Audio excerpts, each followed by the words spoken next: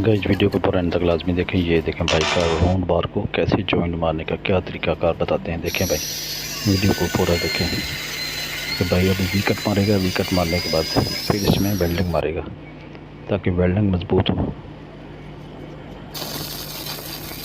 Strong welding मारने का यही आइडिया बड़ा ज़बरदस्त है भाई। पहले वी कट मारो बाद में वेल्डिंग मारो। ज़बरदस्त आइडिया भाई।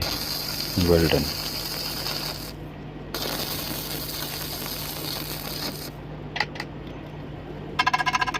जो भाई फैब्रिकेशन का काम करते हैं उनके लिए ये ज़बरदस्त है। जो भाई वेल्डिंग मारते हैं वेल्डिंग का काम करते हैं उनके लिए ये ज़बरदस्त आइडिया भी कैसे जॉइंट लगाना है।